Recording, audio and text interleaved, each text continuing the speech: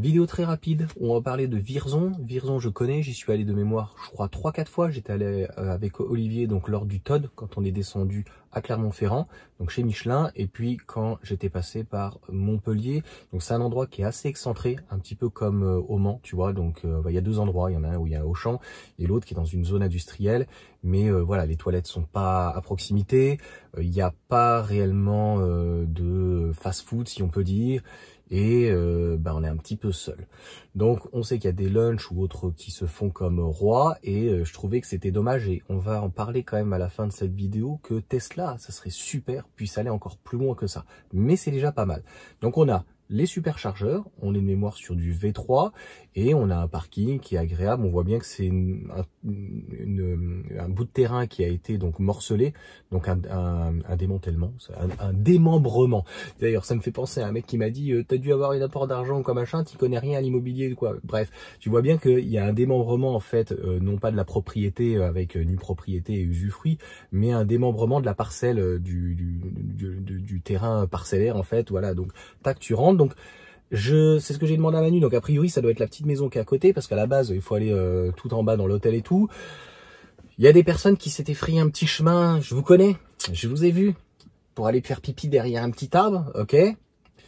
Chacun fait comme il veut, on n'est pas là pour juger, je dirais qu'à la limite à l'extrême c'est biodégradable, donc les gens ne mettent pas par terre. Mais contrairement au Mans, il n'y avait pas de mémoire, si, il y a 2 bancs je crois, enfin bref, il n'y a pas un réel endroit.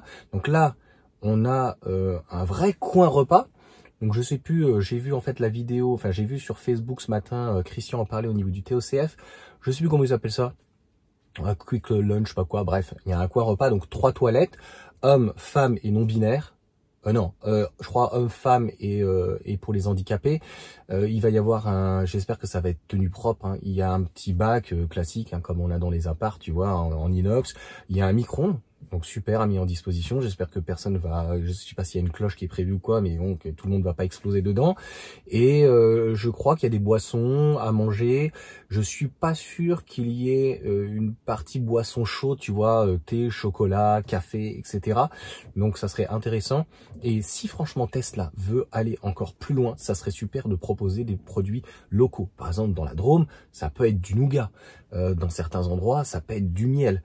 Dans le Nord, par exemple, ils font déjà des distributeurs de patates, j'en ai déjà parlé. Donc, il y a plein de choses à mettre en valeur, même des choses artisanales ou éventuellement des agriculteurs. Souvent, c'est dans des endroits un petit peu paumés, tu vois. Donc, tu peux discuter éventuellement avec des agriculteurs et mettre des choses en place d'un point de vue donc commercial en plus. Donc il doit y avoir de la location, sous-location, etc.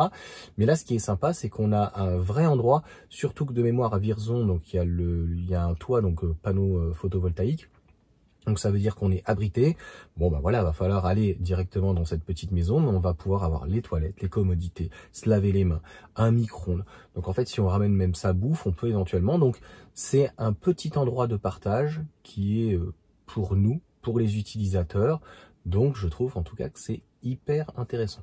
Vous me direz ce que vous en pensez, et j'espère un jour peut-être que Tesla donc ira encore plus loin, et ça permet pour Tesla, je pense, un gros avantage, c'est aussi d'aller un peu plus loin que des hôtels. Les hôtels c'est bien, ça permet je pense pour eux d'aller beaucoup plus vite et de demander des permis, mais demain quand en fait on sortira de l'autoroute et qu'on peut avoir un terrain agricole et qu'il puisse y avoir donc un changement de propriété, parce que normalement on peut pas installer entre guillemets une partie commerciale ou une partie industrielle sur des terrains qui sont agricoles.